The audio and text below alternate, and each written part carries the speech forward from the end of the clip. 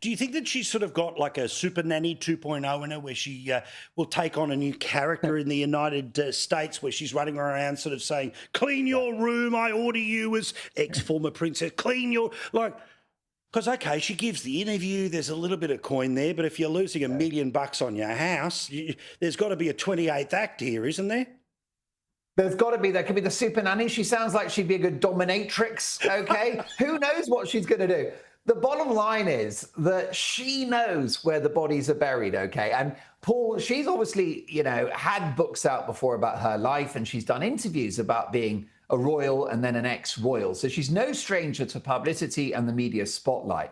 But the difference is that everything she's ever written or said in the past has been done with Fergie within the royal fold as a member of the firm. Because yes, the marriage to Andrew ended, but they've been cohabiting in quite a friendly capacity for the last 20 years. The problem you've got now is that Charles has cut her off, basically, cut her loose. She's left, or she's about to leave the Royal Lodge. She's got no roof over her head, financial problems, and possibly an appetite for revenge. Now, it's my understanding that she's quite depressed. She's in a very low state. She's worried about her finances, and she feels that she's been wrongly represented in the media. So watch this space. The person that's got the most to fear about this is not Andrew, because it's priced in that the guy's a loser. He's a disgrace. There is no reputation to salvage. The big problem is for King Charles, because this whole scandal threatens to taint his entire reign as monarch. Now, Australia, despite the promises of transparency of our left-wing government, please, they, of course, buried the issue of COVID. Why? Because it would expose the failures of state governments. They wanted to focus on the failure of an already dumped federal government.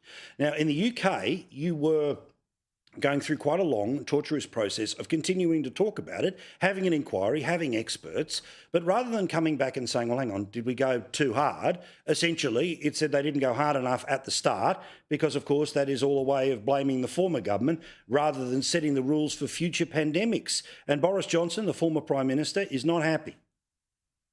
No, he's not happy at all. He said that this scandalous COVID inquiry has been a waste of money and it's been totally muddled. And I find it hard to disagree.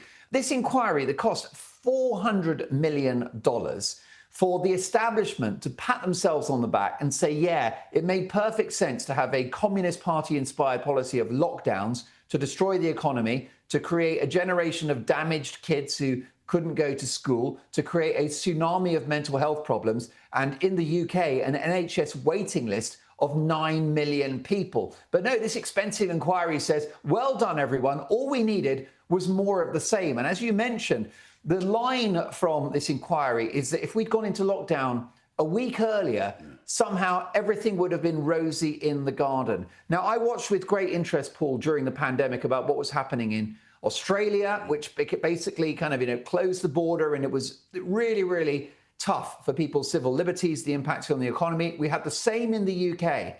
And the feeling among Brits here in this country is that we're paying the price for completely the wrong policy.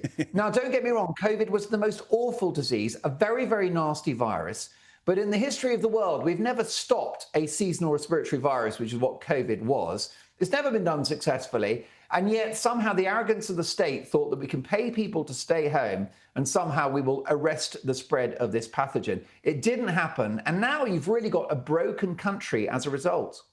Well, I don't know if your algorithm is anything like mine, but a European country that I like the strength of at the moment is Poland, right? And everything I see about a Polish Prime Minister or a Polish President, if they'd been in charge, so whatever they did in COVID, let's do it, all right?